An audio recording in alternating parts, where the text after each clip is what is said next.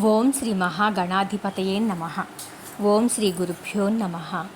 ఓం శ్రీ సాయినాథాయ నమ. ఓం నమ శివాయ. శ్రీ మాతృసాయి బాబావారి సచరిత్రలో ఈరోజు కాకా మహాజని గురించి. ఈ పైన చెప్పినట్లు బాబా ముందుగానే భక్తుల ఇబ్బందులు గ్రహించి దాని నుంచి వాళ్ళని తప్పించే ఇంకొక కథ ఇప్పుడు తెలుసుకుందాం. ఒకసారి బొంబాయి నుంచి కాకా మహాజని షిరిడీకి వెళ్ళి అక్కడ వారం రోజులుండి గోకులాష్టమి ఉత్సవాన్ని చూడాలని అనుకుని షిరిడి ప్రయాణమై వెళ్ళాడు. మసీదుకు వెళ్ళి బాబాను దర్శించుకోగానే బాబా అతనితో ఎప్పుడు తిరిగి వెడతామని అడిగారు. ఈ ప్రశ్న విని మహాజని చాలా ఆశ్చర్యపోయి బాబా ఆజ్ఞ ఎప్పుడైతే అప్పుడే వెడతానని అన్నాడు. అప్పుడు బాబా రేపు వెళ్ళమన్నారు. ఇక బాబా ఆజ్ఞకు తిరుగులేదు కాబట్టి ఎంతో ఆశతో వచ్చిన మహాజని మరునాడే షిరిడి విడవాల్సి వచ్చింది. బొంబాయిలో తన ఆఫీస్కి వెళ్ళగానే యజమాని అతని కోసమే కనిపెట్టుకుని ఉన్నట్లు తెలిసింది. ఎందుకంటే ఆఫీస్ మేనేజర్ అనుకోకుండా జబ్బు పడటం వల్ల కాకా అవసరం ఆఫీసులో ఉంది. ఈ విషయాన్ని వివరిస్తూ షిరిడీకి ఒక ఉత్తరం యజమాని రాశాడు. కొన్ని రోజుల తర్వాత ఆ ఉత్తరం తిరుగుటపాలో బొంబాయి చేరింది. సర్వజ్ఞుడైన సాయి ఉండగా ఈ ఉత్తరాలతో పనేముంది? ఎంతో నిరాశతో షిరిడీ వదిలిన కాకా మహాజన్కి బాబా ఎందుకు తనను బొంబాయి పంపారో అర్థమయ్యి బాబాకు మనస్సులోనే కృతజ్ఞతలు తెలుపుకున్నాడు. ఇక ధుమాల్ ప్లీడర్.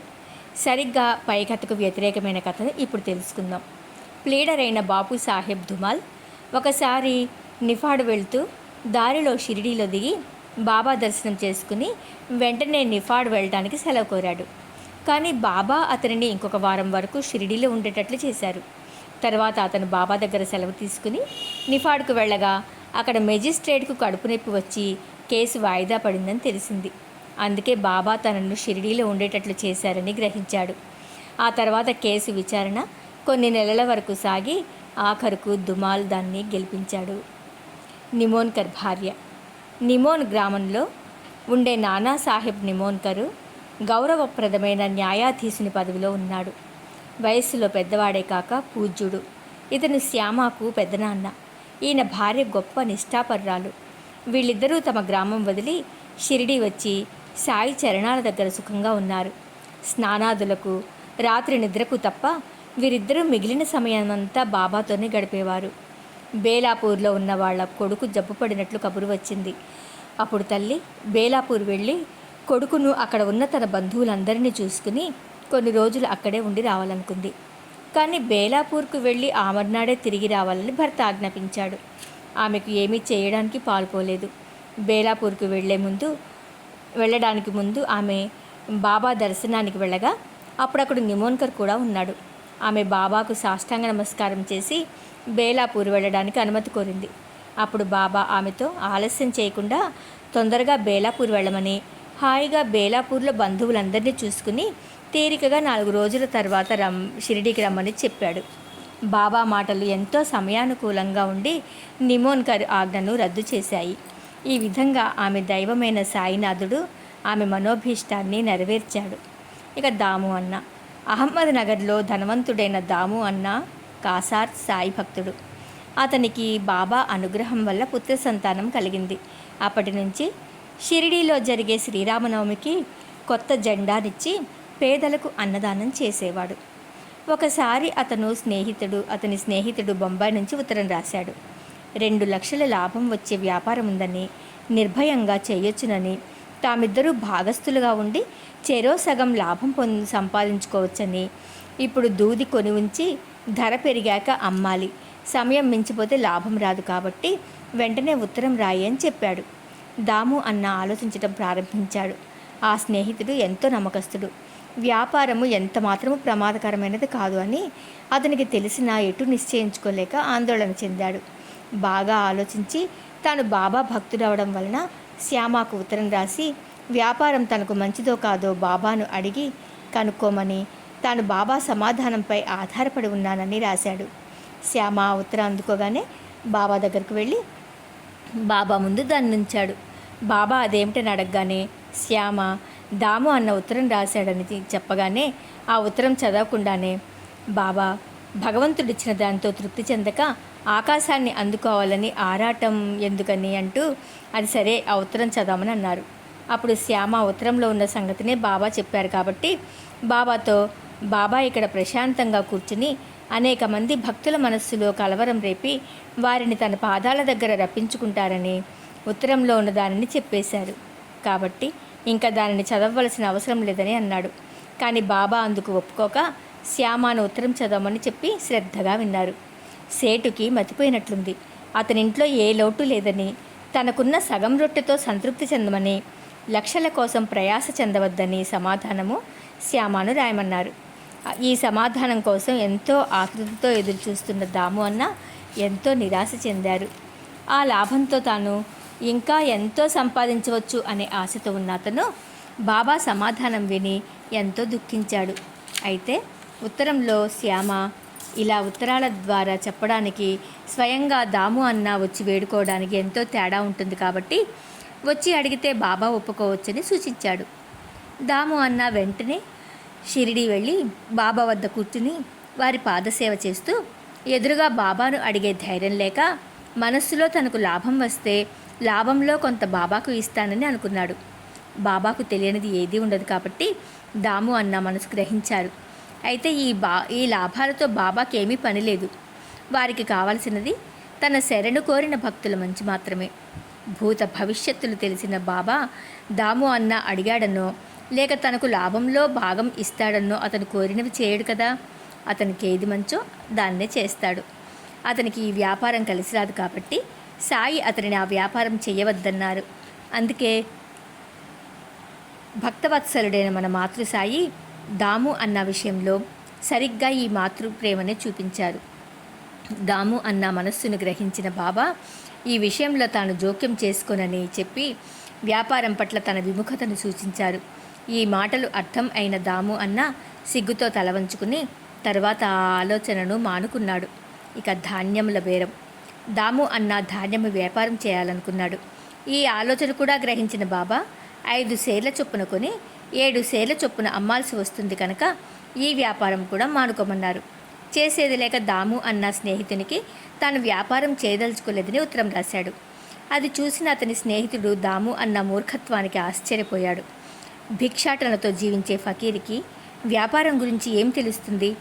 ఆయన మాటలు విని లక్షల లాభం గడించే వ్యాపారాన్ని చేజేతులా వదులుకున్న దాము అన్న మీద జాలిపడ్డాడు. కొన్ని రోజుల వరకు 2 వ్యాపారాలు బాగానే సాగాయి.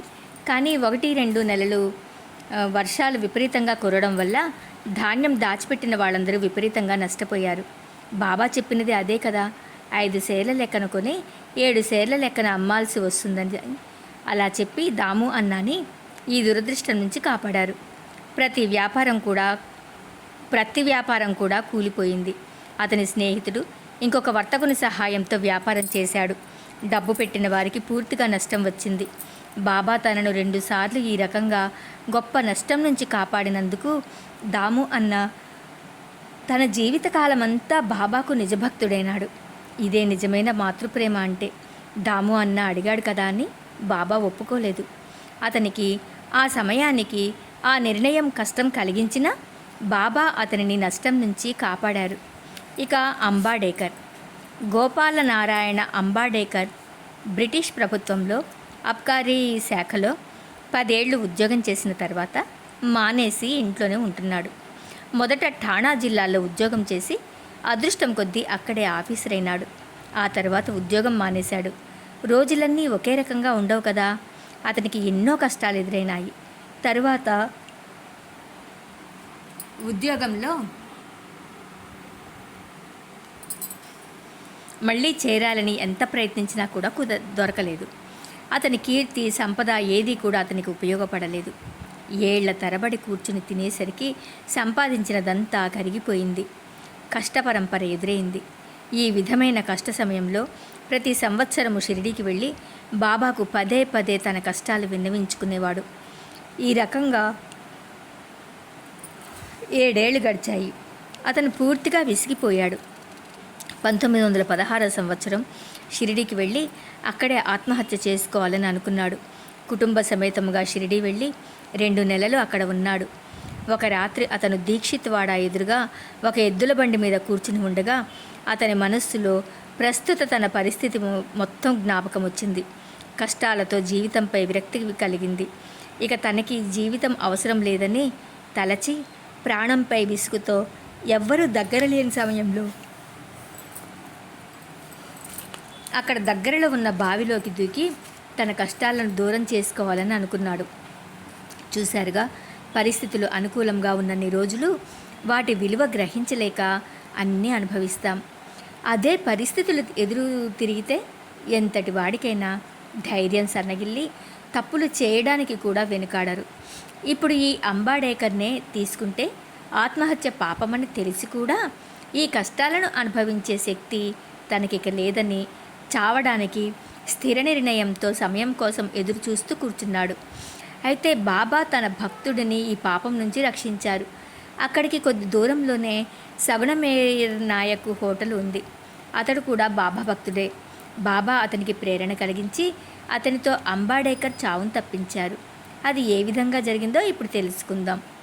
అంబాడేకర్ మనస్సులో చావాలని నిర్ణయించుకున్న వెంటనే సగుణమేయర్ నాయక్ అంబాడేకర్ వద్దకు వచ్చి, అక్కల్కోట మహారాజు గారి చరిత్ర ఎప్పుడైనా చదివావా అని అడుగుతూ ఆ పుస్తకాన్ని అంబాడేకర్ చేతికిచ్చాడు. అతను ఆ పుస్తకాన్ని అందుకొని కొన్ని పేజీలు తిప్పి మధ్యలో నుంచి చదవడం ప్రారంభించాడు. సరిగ్గా అతను చదవాలని తీసిన కథ అతని పరిస్థితికి తగ్గినట్టుగానే ఉంది.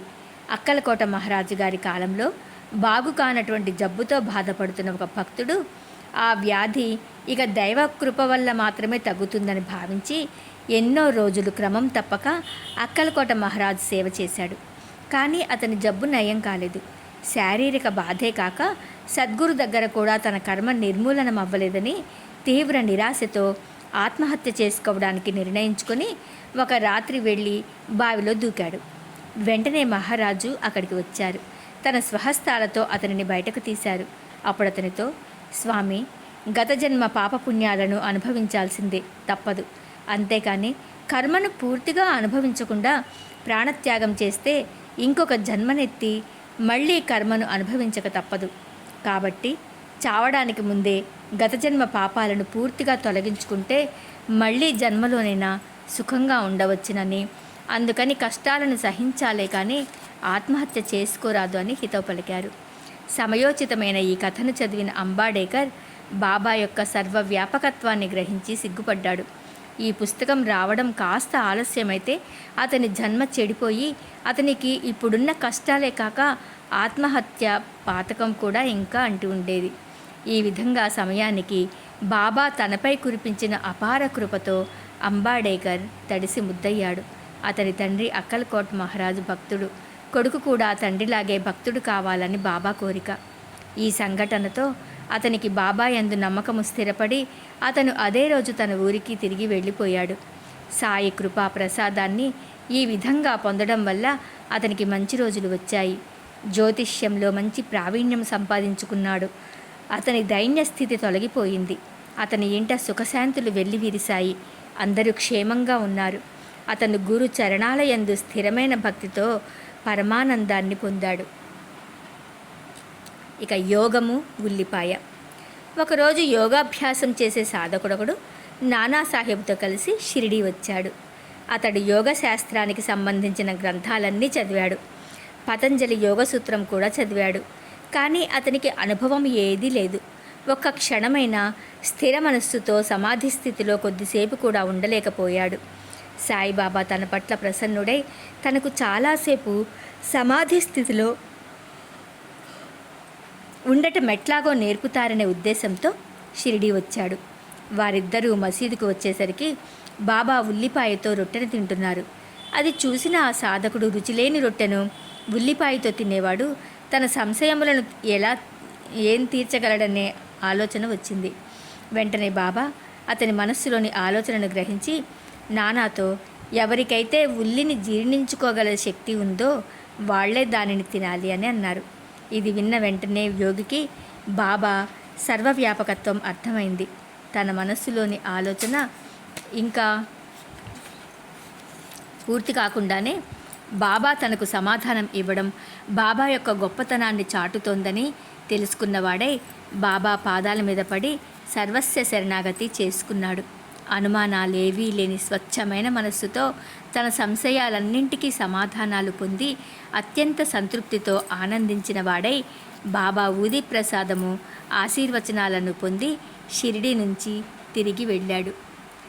సర్వం శ్రీ సాయినాథ దివ్య చరణార విందార్పణమస్తు. ఓం నమః శివాయ. ఓం సాయినాథాయ నమః.